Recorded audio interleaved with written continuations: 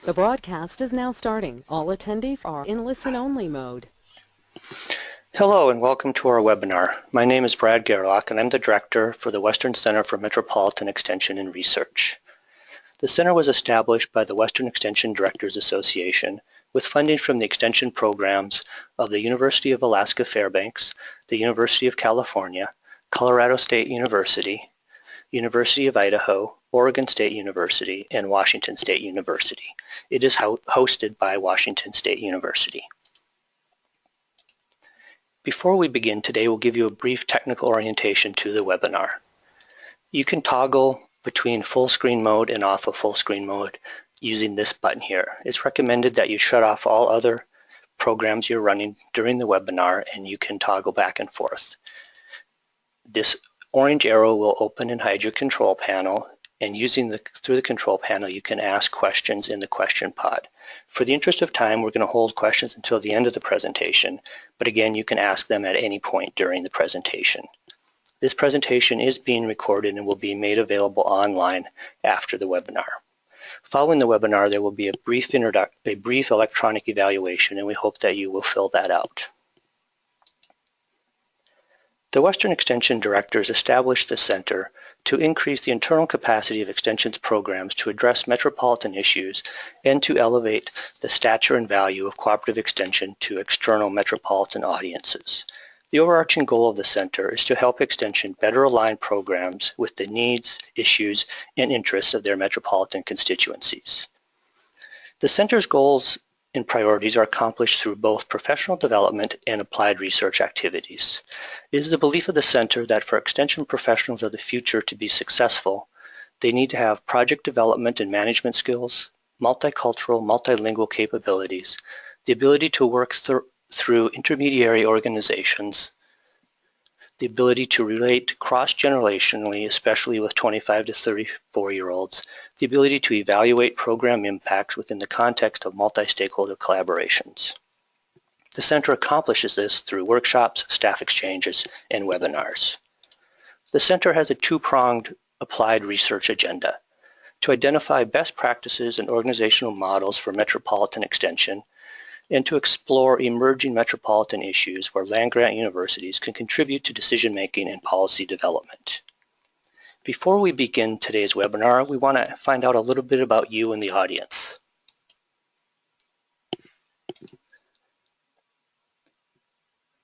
Please take the time to fill out this poll question by selecting the program areas you work in, and you can select all that apply to you.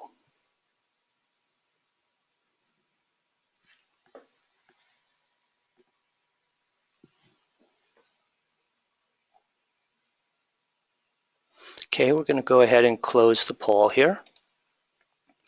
And let's see what we've got up there. Looks like we have, most folks are with agriculture, natural resource, environment, and energy, and a lot of administrators on, and a few good representation from the other three major areas that Extension works in.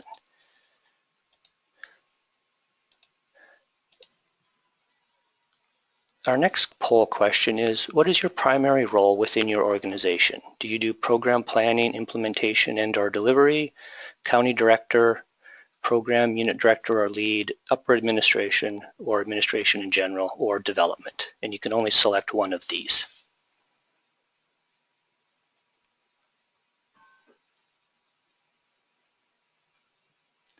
Okay, we'll take just a few more seconds here to get any last votes in. Okay, and looks like we got a pretty good balance, but the majority with program planning and implementation, followed up by program or unit directors and county directors. And we have one more poll question that we'd like to ask of you.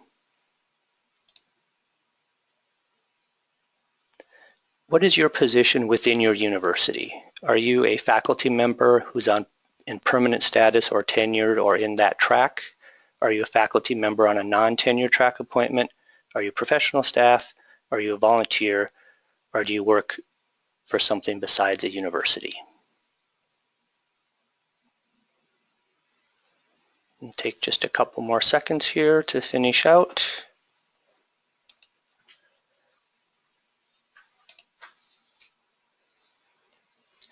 And it looks like most of the folks on here are professional staff, with a few, the rest represented across the two faculty statuses.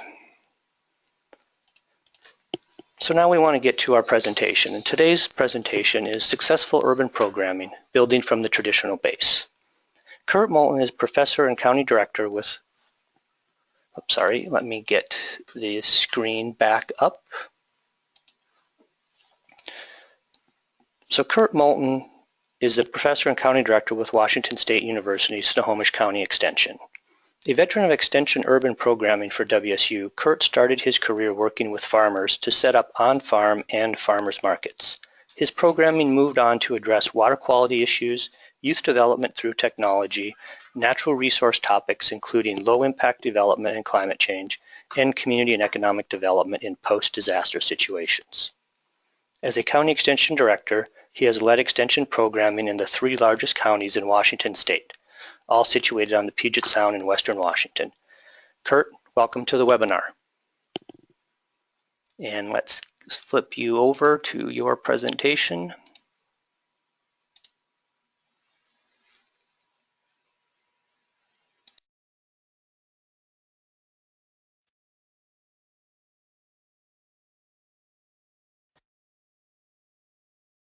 Extension. I have to start again now. I'm unmuted. Yep. Sorry, go ahead. I'm glad to be with all you today. Extension has been my career for more than 35 years. All that time building extension programs to meet the challenges of metropolitan communities. I've worked exclusively in the state's 3 most populous counties along the east side of Puget Sound.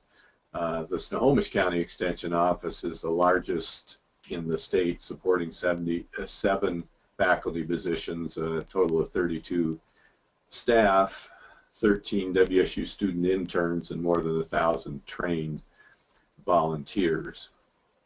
The population in this county is 720,000, and the Puget Sound itself has perhaps 3 million folks. Washington State University, as some of you will know, is located on the eastern edge of the state, so 300 miles from the populous Seattle metropolitan area. Historically, the county directors and faculty have led the development of metropolitan programming without special allocation of resources from the university. The economy is based on building commercial jets, software, and medical products. We have a large middle class, though the income gap between the wealthy and the low income families has been increasing. The area is diverse, with dozens of languages spoken at home. Issues such as economic development, stormwater pollution, food security, and unqualified job seekers are major issues.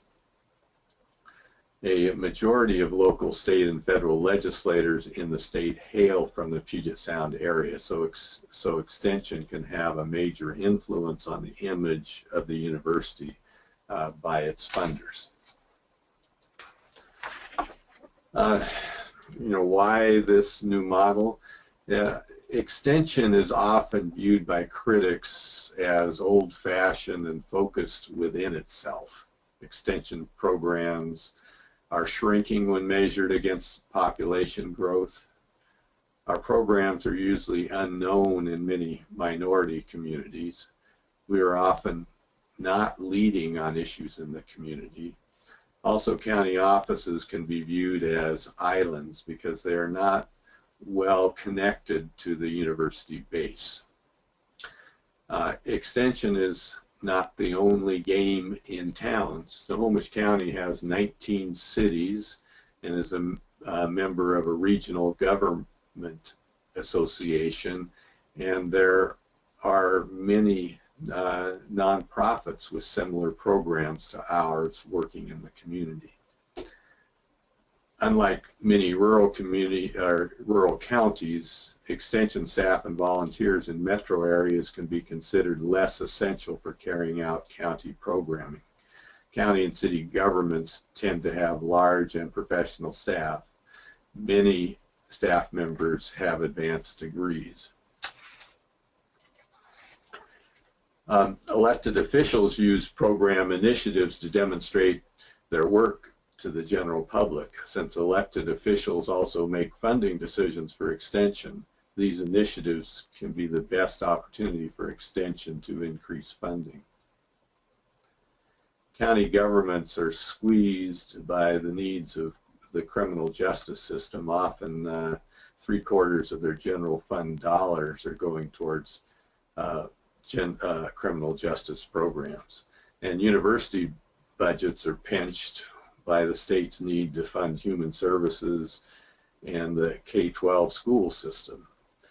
Many funding opportunities exist, though, with cities, other taxing districts, foundation and agency grant programs, and for fee-for-service activities.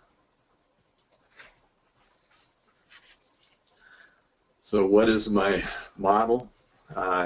I refer to it as building on the strengths of extension in the university. The model builds from the traditional extension program base, working with the faculty or program managers and their team to develop programming that responds to issues in the community. There are 4 pillars to the model. First one is really building projects around community issues, where extension can be a major contributor to the resolution of the issue. Second is building partnerships with county departments, other municipal jurisdictions, and local NGOs who can make contributions to the resolution of the issue.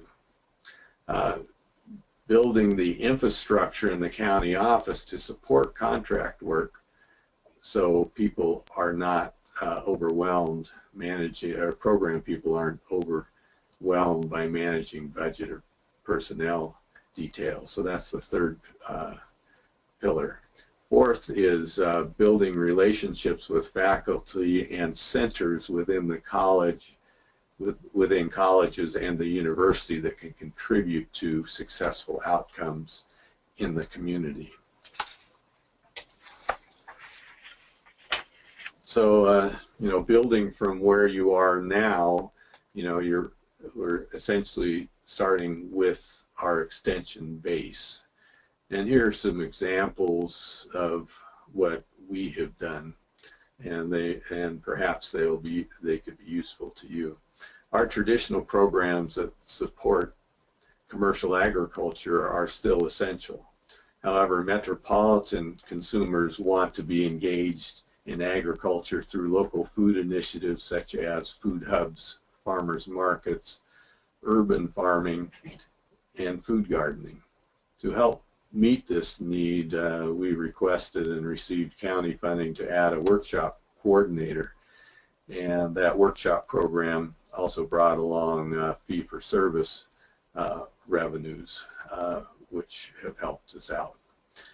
We also built a food cycle research and education program that started with a huge stinky compost pile between 2 cities, and now promotes the recycling of food scraps and yard waste by moving compost out to farms for building this soil health and providing crop nutrients. 2 counties and 2 state agencies are now funding our work, and this is helping consumers understand that they can recycle their food. We have over 50 farms participating in our demonstration and research programs. Master Gardeners cannot be seen as just another community gardening club. By focusing Master Gardeners on issues such as hunger and water quality, funding is more assured. And programming that supports traditional gardening technical assistance is more likely to be maintained when you're working from an issue base. We have a county department, 2 cities, and a nonprofit supplementing our Master Gardener program budget now. 3 of our more popular programs are rain gardens, natural yard care, and growing groceries. Hands-on STEM education for youth has brought additional money from a neighboring county, some corporations, churches, and a nonprofit for robotics equipment, curriculum development, and implementing camp activities. We have developed a STEM mentor curriculum for training engineers to be classroom mentors, and a natural resources STEM curriculum for a school district. And this is partnering with colleagues at the Western Center to do both of those activities. Recently, we were invited to be part of a community health initiative co-chaired by the CEO of the largest hospital in the county and the health district director. It will help us expand our nutrition education programming into more communities and more schools.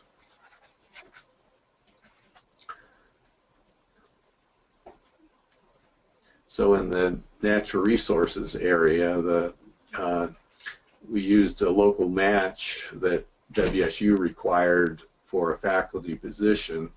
We were able to get that match from another source rather than from the county in order to establish a forestry faculty position here. And so that money came from the local conservation district and still comes every year. 3 neighboring counties have also bought into our forest stewardship program, providing funding for a full-time program coordinator in our county. Projects from 3 county departments and up to a dozen grants pay for a natural resource program focusing on stewardship behavior change, and includes the volunteer programs Beach Watchers, Sustainable Community Stewards, and the Latino Outreach Program. Our programs focus on Puget Sound health, climate change, energy conservation, and stormwater pollution reduction.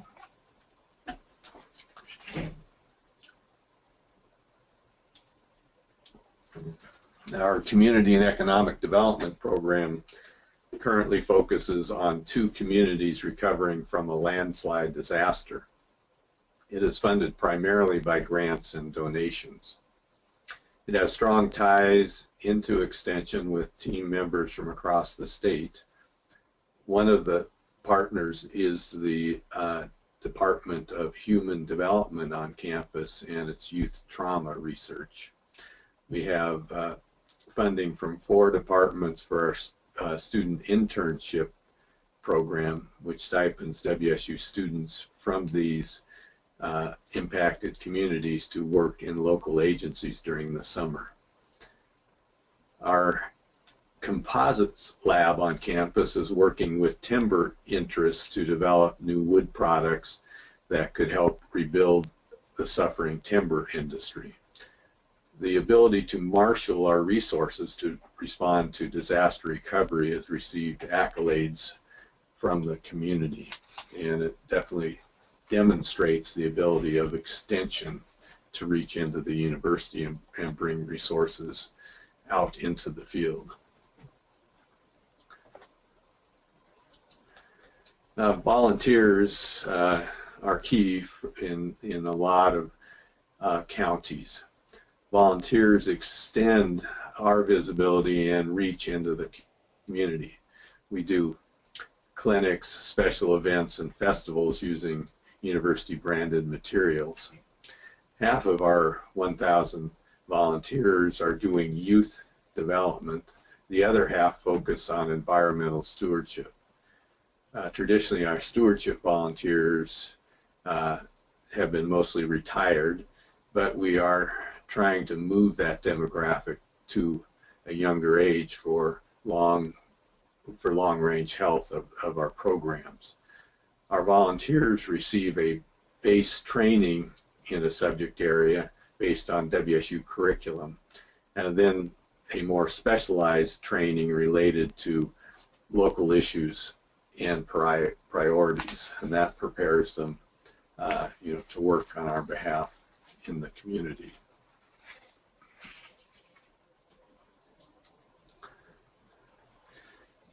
So building upon your university base is important in this model. University knowledge and expertise is in high demand by decision makers in metropolitan areas, and generally in metropolitan areas governments have to rely on consultants to do some of the research or give guidance on how to proceed on certain issues. And so county governments need the help of universities. Land-grant universities have a strength in applied research. There are links that Extension can make to connect existing programs to the community. There are also plenty of opportunities to conduct research to help community leaders and businesses to make good decisions. It is one way to demonstrate how we are different from other agencies in the community that may be working in the same field and on the same issues. Having this research connection can get us to the table on many community issues.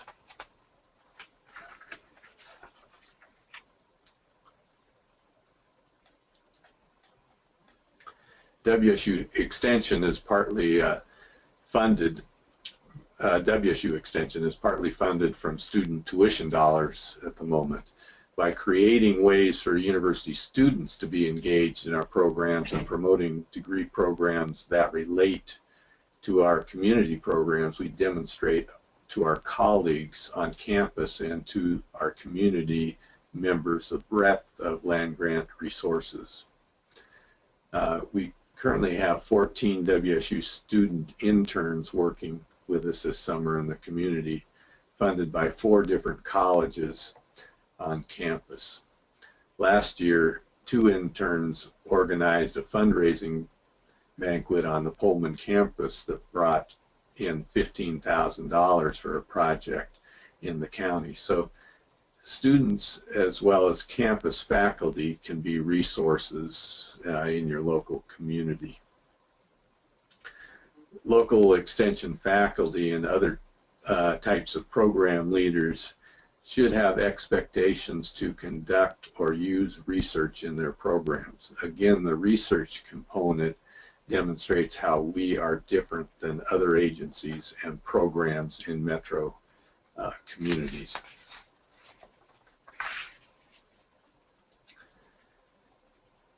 So building partnerships is one of the pillars here. Partnerships are key to building programs in a metro area. Urban areas are huge and problems can be big. No one agency has the resources to reach everyone. Decision makers like to see cooperation among players on an issue. Partnerships maximize the reach and the impacts. Our Extension office has hundreds of partners supporting our programs. Some give us money and others work beside us in the community working on priority issues. This network helps assure that our programs are relevant and remain funded. Word gets around that we are critical partners to have in the community.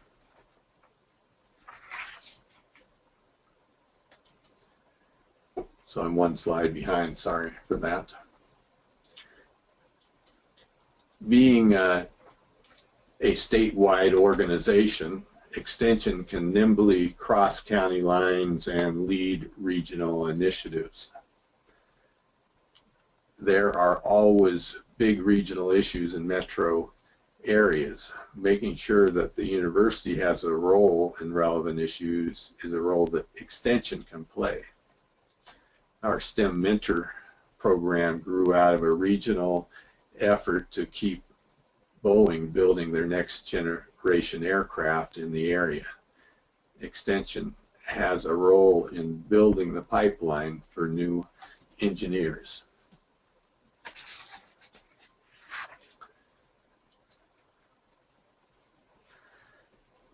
Diversifying our funding base is key.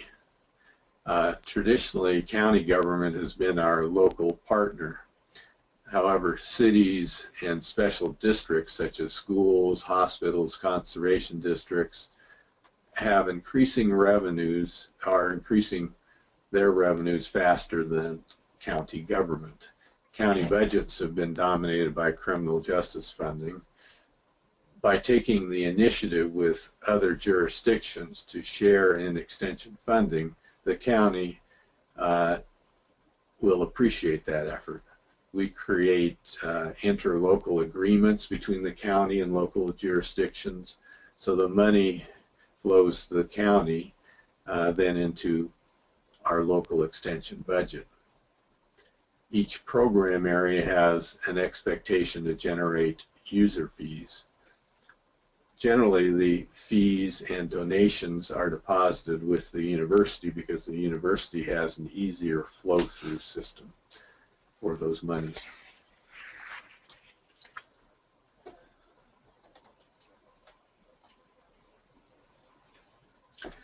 Developing the ability to manage some contracts locally means you do not have to always count on using university services.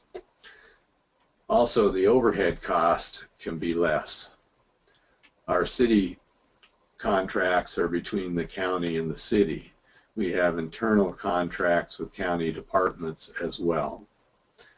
We use the interlocal agreement between the county and the university to move funds generated locally to the university for funding university employees. Creating positions at the university is generally easier for us than doing that with county government.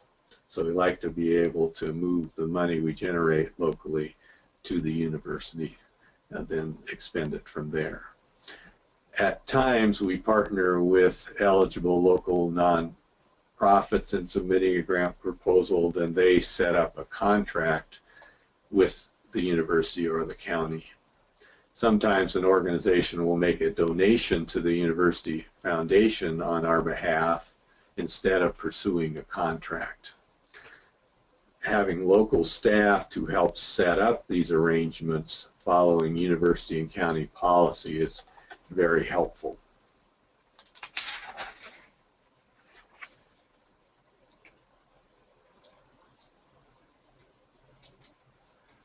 So how does this model work?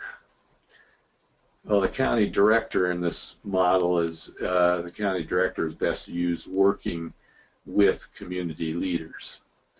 Programming opportunities can be identified early and important partnerships established by having the county director work at that level.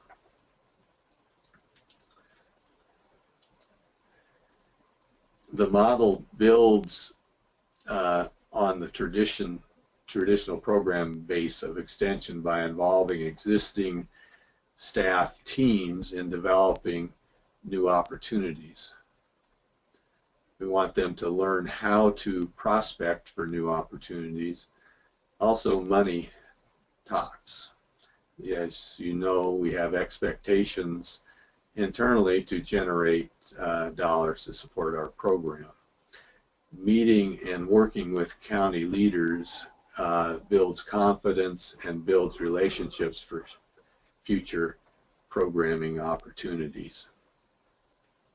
Having a supported and skilled infrastructure in the office allows well-managed programming and can support creative programming approaches.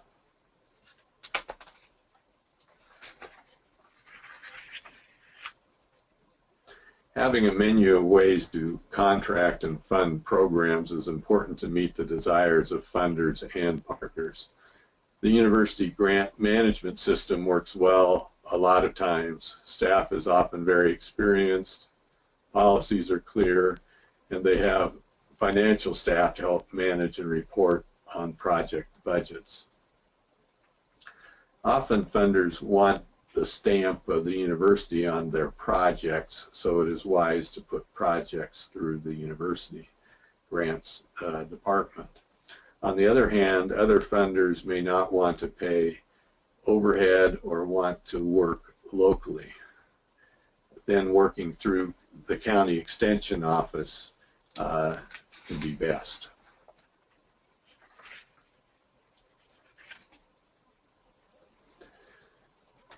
So there's some additional strategies to include here.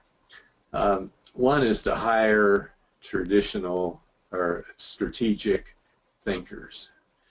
If we have a program leader that is lost in the weeds in their subject matter, that person may not recognize opportunities to move their program forward, and extension loses. So it really helps to have staff members that think strategically and look down the road for where their program is going and how to position it for funding. Never lay off support staff. Over the years, you know, what support staff have done have changed. I mean, years ago they were secretaries, and then they started helping manage volunteers, etc. And in county government, if the county is looking to save money by cutting a secretary or support staff person, they save a lot of money. But what my experience has been that if I refuse to cut there, offer programs, and then we instead offer to cut programs, and then the money gets restored for the programming in the end, and we hold on to our support staff. And the support staff are just very critical in metropolitan areas. They're for having things move smoothly and communicating with the public, but also for generating a lot of local funds. So that if you have a good support staff, then you can have your faculty and program folks doing the programming rather than the details on how to handle funds and contracts and things like that. So it's best to not lay off support staff. They're just hard to get back into your base budget. Local overhead needs to be figured into grants, even those coming through the university. The reason in Washington State we have a lower off-campus overhead rate than on-campus is because a lot of overhead is absorbed by the counties on those projects, and so the university can't justify charging the full overhead for off-campus projects. But then on the other hand, if a project runs through the university, there is no overhead money allocated to the county. So all the local, any grants that go from this office, we put in expenses that help pay the county's costs for implementing a program. And so that helps us sustain our staffing level and county services locally by building in costs to projects that run through the university, but also into projects that come through our county contracting staff.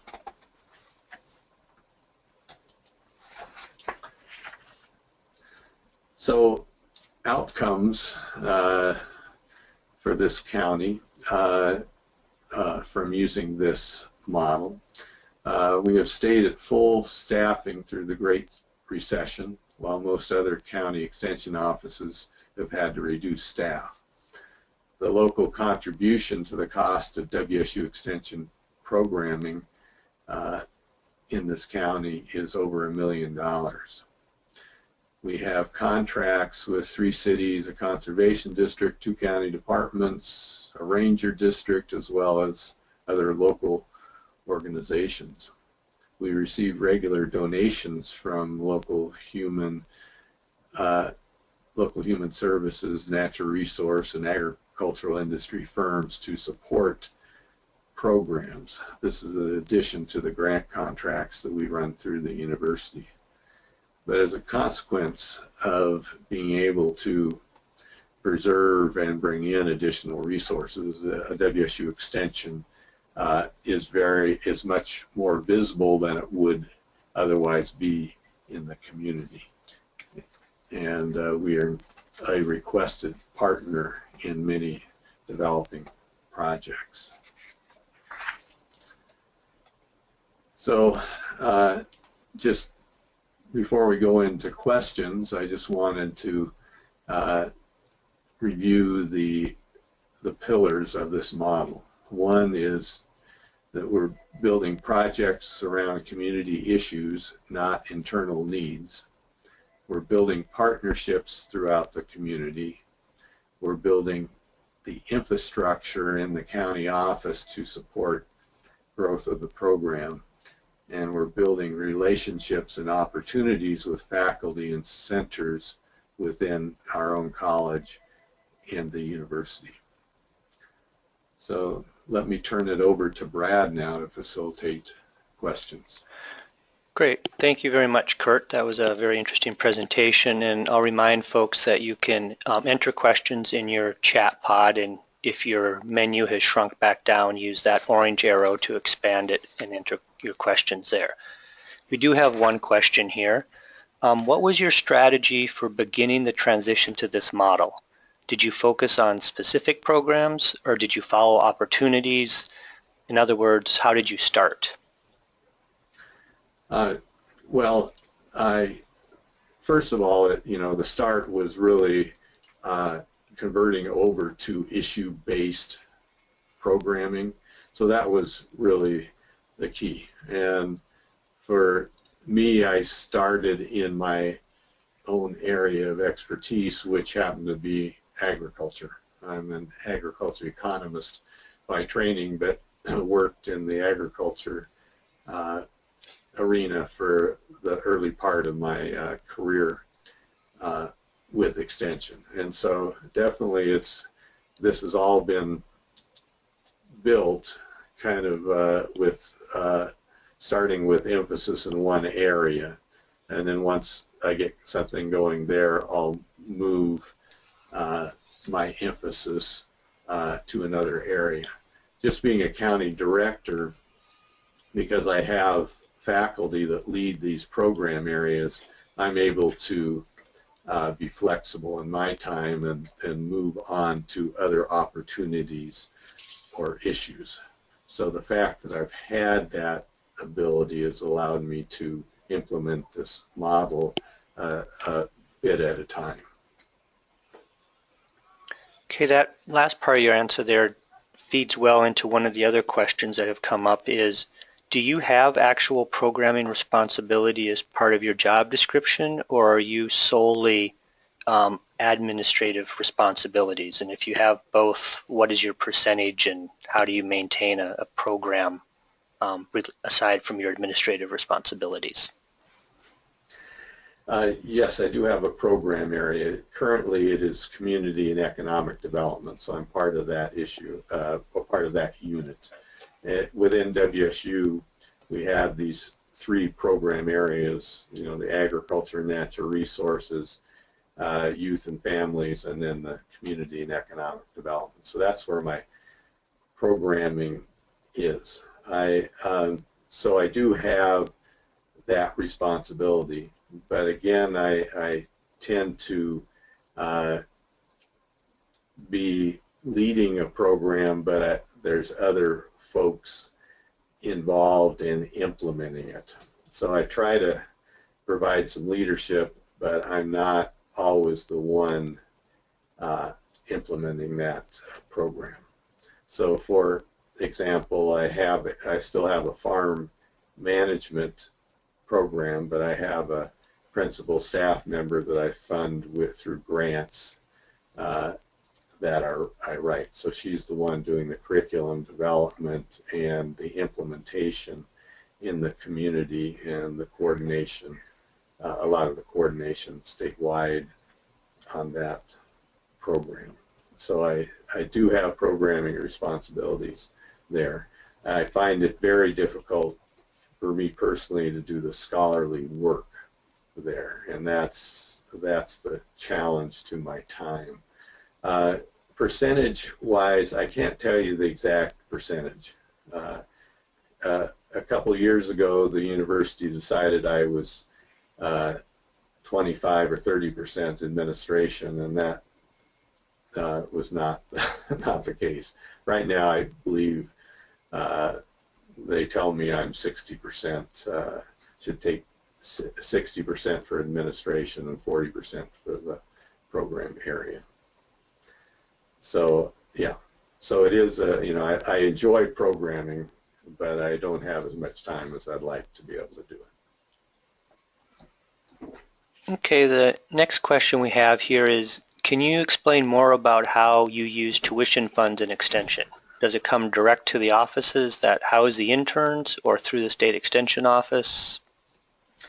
Well, I really can't give you the precise answer on that, but when the university about 5-6 years ago took a 54% cut from the state legislature, and then they turned around and gave WSU the ability to increase their tuition. And when that switch was made, our university president made the decision that tuition dollars could make up for the deficit in extension programming. And so at the university level, the state funds that come in to fund extension, some of that is generated by the tuition fees. And as a consequence of that, our county, our extension director has guided us in engaging students more completely in our programming. And so Extension does have an intern program that they'll fund for interns to be come out to county offices. Most of the interns that we have in this office are generated under our special disaster program we're doing in 2 communities. So Extension, as a result of having this tuition money, is working on how Extension can more fully integrate with teaching. And so in this office, our main thing is doing student interns. But there are some of our extension faculty are beginning to teach some classes on campuses too. So we're trying to use the tuition dollars in a way that that shows good stewardship of those resources. But what I've gotten out of that whole experience is the university president really respects the land grant mission that we have in Washington State, and thought that students should help support the extension work we're doing around the state.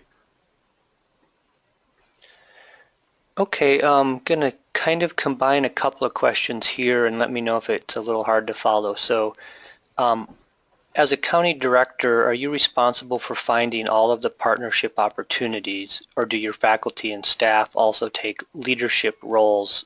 And then sort of related to that, do you have tips on pursuing grants and how to use grant funds for these programs?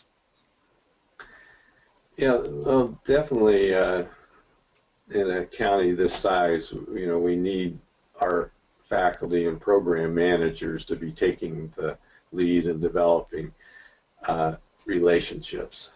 And so, I don't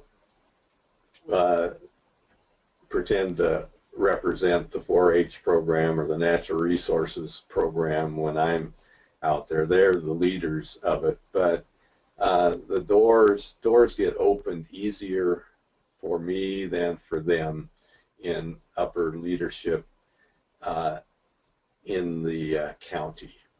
And that's just because I'm, more visible in, I'm before the county council giving presentations, or if the university president is in the county doing a town hall meeting, I'm the one that's introduced.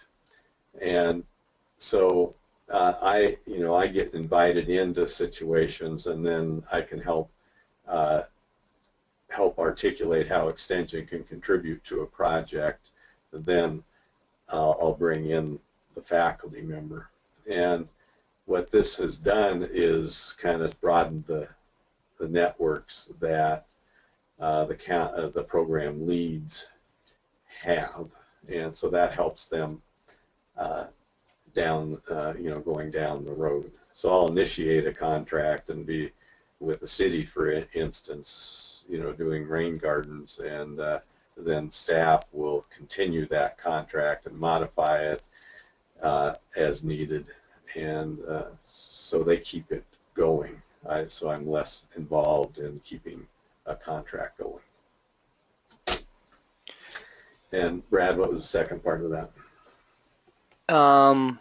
Do you have any tips in pursuing grants and how to use those to fund, or how to use those to fund programs?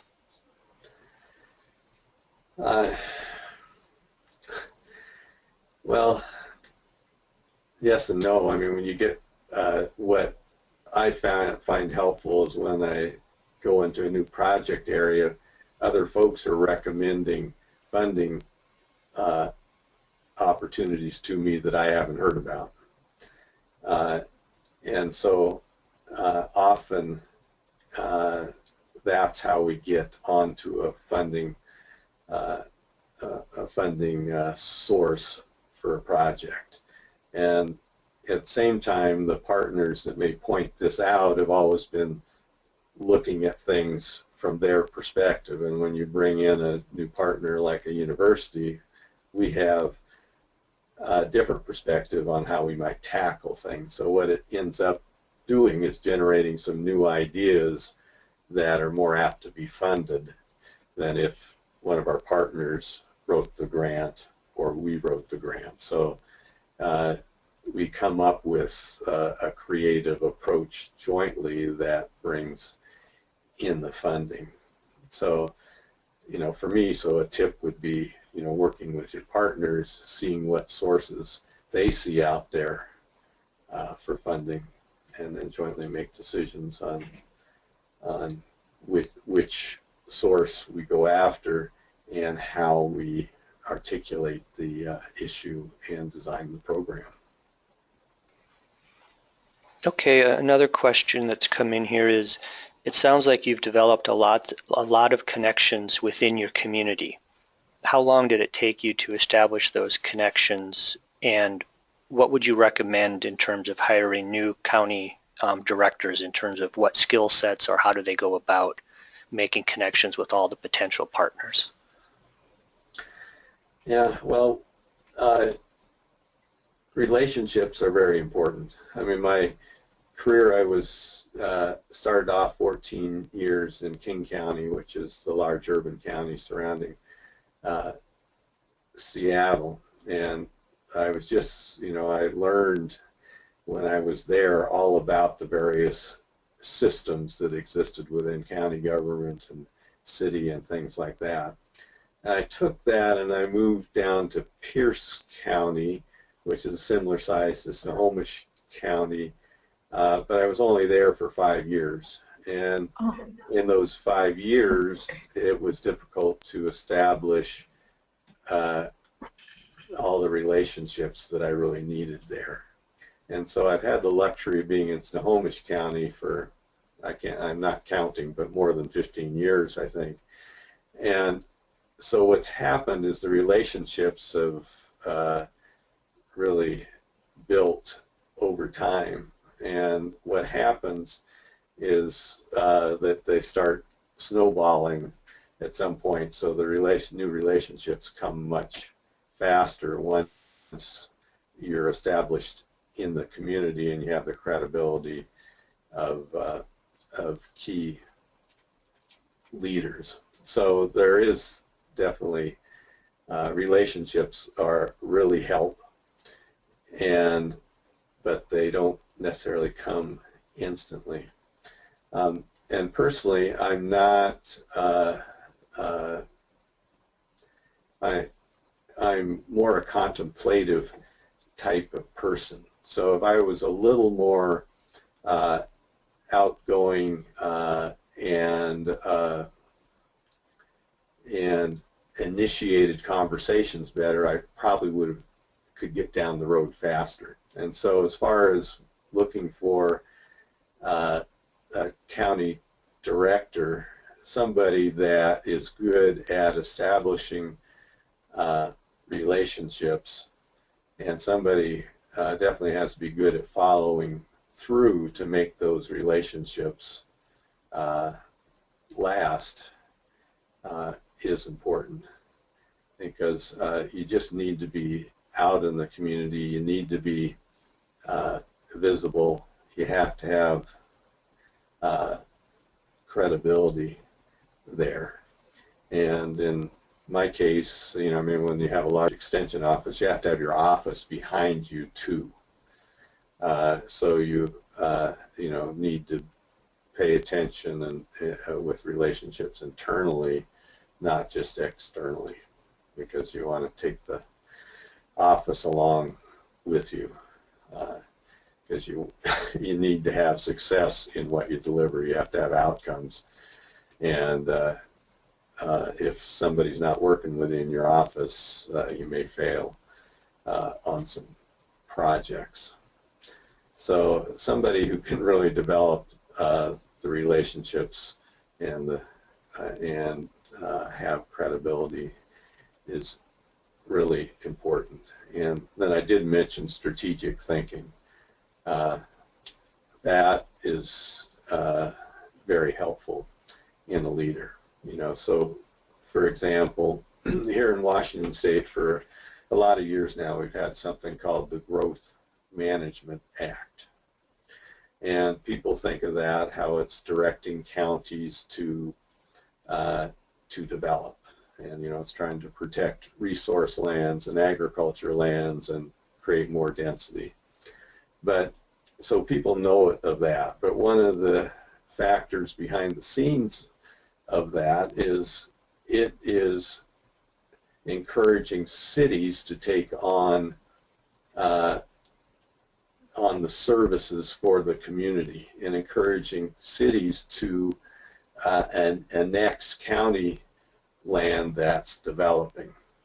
And so in Washington State, there's a trend away from counties collecting sales tax revenue and property taxes, and it's sending them to the cities to pay for services.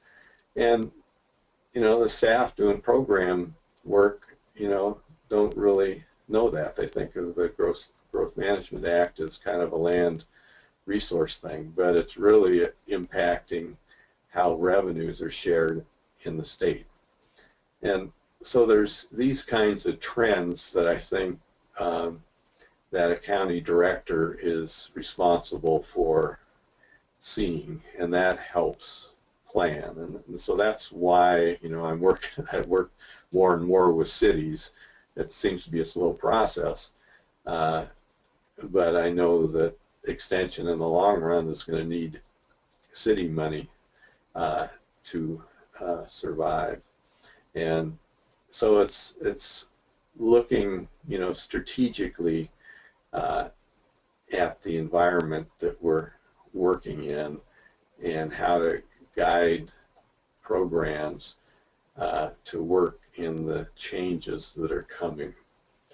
And so the strategic planning on my part, be able to think strategically, is also key to an urban county director. Okay, I think we've got time here for one last question. In cooperative extension these days, many advisor positions have both a technical assistance and a policy role combined, for example, in urban agriculture.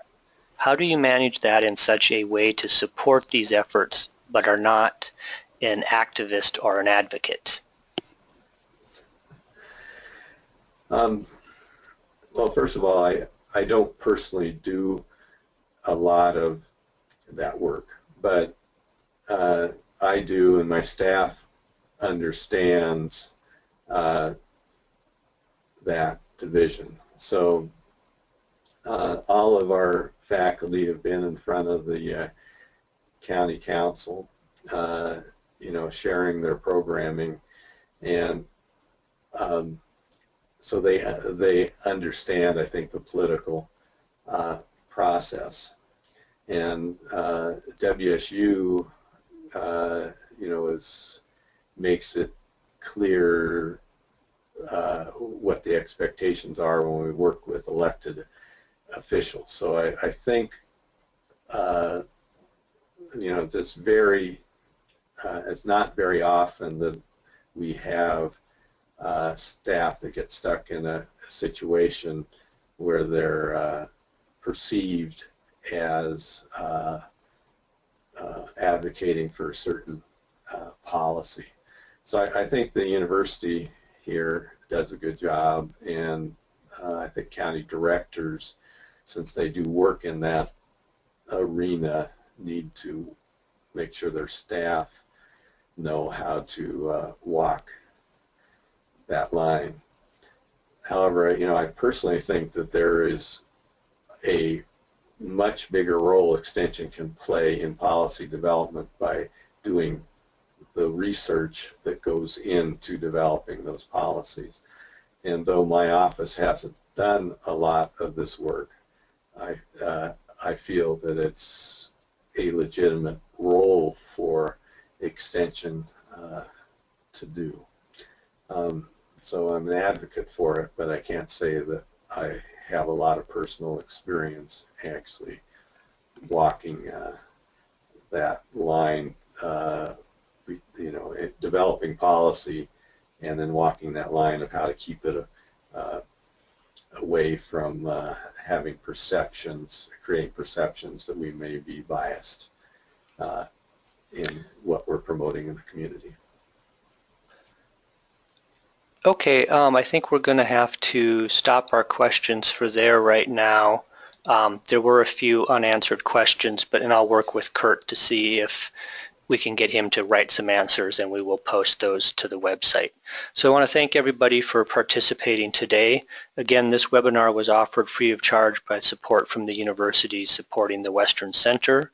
When this webinar closes, a brief survey will launch. We'd appreciate if you would take the time to complete that survey. You can stay in touch with what the center is doing by looking at up here in our at our website of upcoming opportunities. I also would encourage you to join our listserv that's listed on the bottom. Next month's webinar will continue in our Metropolitan Model series. It will be Ohio State University's OSU in the City, and that will be Thursday, August 27th, again from 12 to 1 o'clock Pacific Daylight Time, and registration is open on our Metropolitan site there. Again, thank you for participating, and we look forward to seeing you next month.